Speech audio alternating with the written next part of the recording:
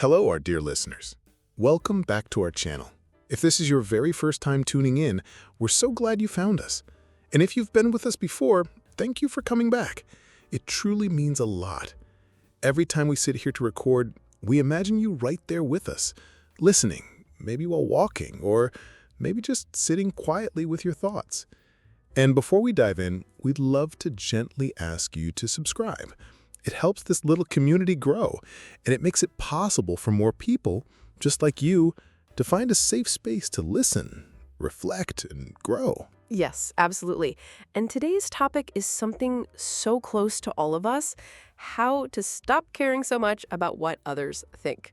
We've all felt that way, haven't we? That moment when we hold back our true words or silence ourselves because of fear. It can be exhausting, and sometimes it feels like we're living more for other people than for ourselves.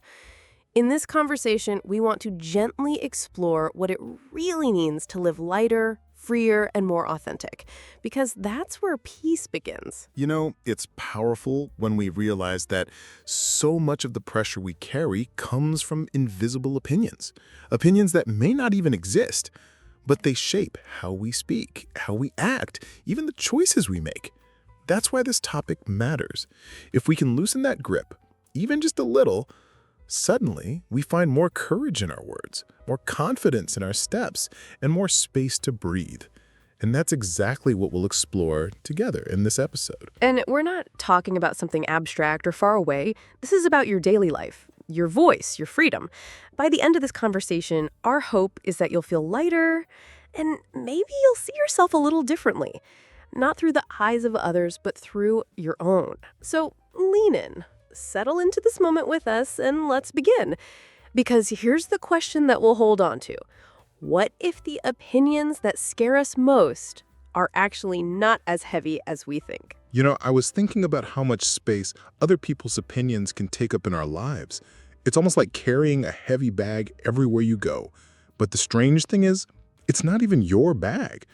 It's filled with what you imagine people might say, or what they might think if you act a certain way or speak in a certain way. And yet we hold on to it so tightly, as if letting it go would make us less safe. But the truth is, it makes us feel smaller, quieter. It shapes what we say, the choices we make, and even the moments where we just stay silent, when deep down we wanted to speak. Yes, I know exactly what you mean. It's almost like a shadow that follows you around. You're walking into a room, ready to be yourself, and suddenly this thought creeps in. What will they think of me? And without realizing it, that one question changes everything. You stand differently, you talk differently, you even laugh differently. And sometimes you don't talk at all. It's like handing over the keys of your own voice to someone else, someone who isn't even asking them for them. But we do it almost automatically because we want to belong, we want to be accepted. And the hardest part is how subtle it can be. Maybe you felt it today, even in some small moment. You were about to share an idea, but you paused. You hesitated, just for a second. And in that second, you questioned yourself. What if it sounds silly? What if they don't agree? That one hesitation feels small, but over time, it builds up like bricks in a wall. And before you know it, you're living behind that wall. Careful, cautious, always second-guessing. And it's exhausting, isn't it? Carrying that invisible weight day after day. It really is, and the irony is that most of the time, people aren't even paying that much attention. But the fear still feels real. It still presses down on us. And it's not just about words, it's about choices, too. Think of all the times you said yes when you wanted to say no, or stayed quiet when you wanted to speak, or smiled when inside you didn't feel like smiling. All of that comes from this invisible pressure, this burden of opinions. And the saddest part is we start to forget what we actually want because we're so used to shaping ourselves around what others might think. And sometimes it feels like you're carrying not just one person's opinion, but the weight of everyone you've ever known. Your friends, your family, even strangers. It's heavy. It's overwhelming. And yet, because we've carried it for so long, it feels normal. We don't even question it. We just keep walking with it. But if you pause for a moment, if you really notice that weight on your shoulders, you might realize it's not actually yours to carry. And maybe, just maybe, you don't have to hold on to it anymore. That's such a powerful thought, because when you finally recognize that the weight isn't yours, you also begin to notice how much space it has taken away from your life. How many words were left unspoken? How many dreams were kept on hold? And when you think about it that way, it's heartbreaking, isn't it? But at the same time, it opens up a possibility. The possibility that life could be lighter. That maybe freedom is not about doing more, but about carrying less. And it all begins with noticing the weight of those opinions we've been holding.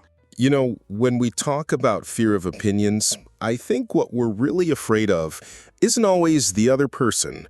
It's the reflection it shows us, the insecurities we already carry inside. It's like a mirror we can't escape. When someone gives us a certain look or doesn't react the way we hoped, suddenly we see all of our own doubts staring back at us. And it's not just in that moment. Later, we replay it again and again as if watching a film we never wanted to star in. And each time we press play in our minds, the fear grows stronger, even though nothing new has actually happened. Yes, and that replay can be so exhausting. We sit there going over every word, every pause, every tiny expression on someone else's face. Did they think I sounded strange? Did I say too much? Not enough. And the truth is, most people probably didn't notice any of it. Or if they did, they forgot 5 minutes later. But in our minds, it becomes this huge performance where every detail matters. It's like holding up a magnifying glass at ourselves, and all we can see are the flaws. That's the mirror of fear. It shows us what we're already worried about. And the strangest part is how real it feels. When you're lying in bed at night, replaying a conversation from earlier, your heart still beats faster. Your stomach still feels tight, as if it's happening right now. That's the power of this mirror. It tricks your body into believing the fear is real all over again. And you can almost hear that little voice whispering, "See, you should have done better. You should have been different." But when we step back, we realize that voice isn't theirs. It's ours. It's the echo of our own insecurity. And that's such an important realization, because once you see that, you start to understand that the fear doesn't actually belong to other people. It's coming from within us, from the doubts we've been carrying for years. And that makes you pause, doesn't it? Because if the fear is ours, then maybe the power to quiet it is ours too. Most people are too busy worrying about their own mirrors, their own insecurities, to notice ours. That simple truth is both humbling and freeing. Exactly. It's almost comforting in a way to know that everyone else is also looking into their own mirror of fear. They're worrying about what they said, how they looked, whether they sounded okay. We imagine the spotlight is always on us, but really, most people are standing under their own spotlights. And when you realize that, you start to feel a little lighter. Maybe you don't need to carry their imagined opinions anymore because they're too busy at carrying their own. And maybe that's the heart of this lesson. The fear we feel when we think others are judging us is really a reflection of what we judge in ourselves. And the more we soften those judgments, the less their opinions seem to matter. It's almost like the mirror fades and you can finally see yourself more clearly, not as a collection of flaws, but as a person who is learning, growing, living. And in that clarity, there's space to breathe and space to be free. You know, there's something powerful about just imagining what it would feel like to finally put that heavy bag down. The bag filled with opinions, judgments, expectations. What if, just for a moment, you loosened your grip and let it slide off your shoulders? Take a deep breath right now and picture that lightness. No one watching, no one measuring, no one waiting to criticize. Just you, standing there as yourself. doesn't it feel different? Doesn't it feel a little like freedom? Yes, exactly. It's almost like exhaling after holding your breath for too long.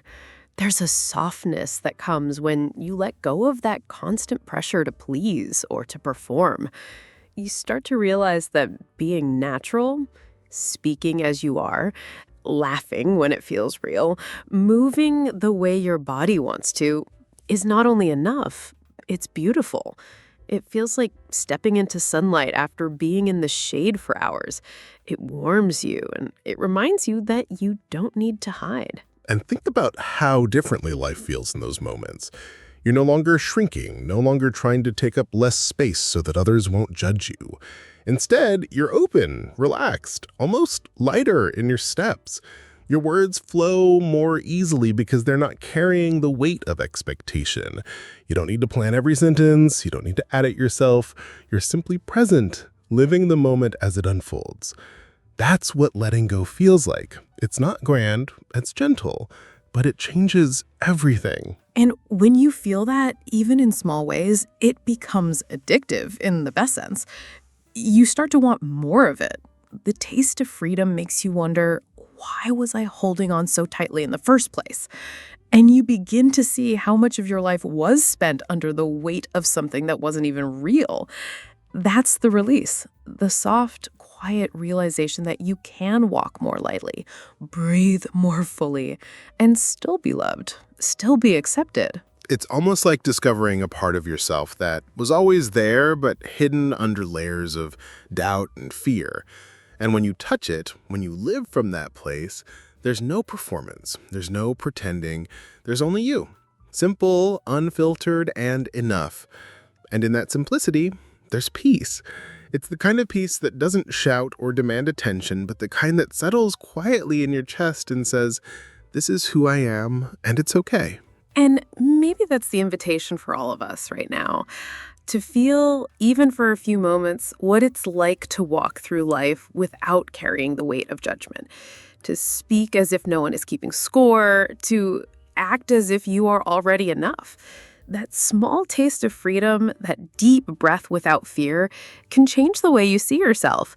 And once you felt it, it's hard to forget. Because once you know what it feels like to be free, you realize that's how you were always meant to live. You know, Priya, I've been thinking about how we often treat mistakes like permanent scars. One wrong word, one awkward pause, and suddenly it feels like proof that we're not good enough. But really, mistakes are more like footprints. They show that we're moving, trying, living. I remember a time when I mispronounced a word in front of a group, and for weeks I carried that embarrassment like a heavy bag. But looking back now, that moment wasn't proof of failure, it was proof of courage. It meant I had spoken up instead of staying silent. That shift in perspective, it changes everything. Exactly, Ryan. I can feel that so deeply. I used to think mistakes defined me. Like each one carved my flaws into stone. But the truth is, they were signs that I was alive, that I was learning. I remember giving a presentation in school and forgetting my lines. I thought the whole class would never forget it. But what actually happened? People moved on. No one cared as much as I thought.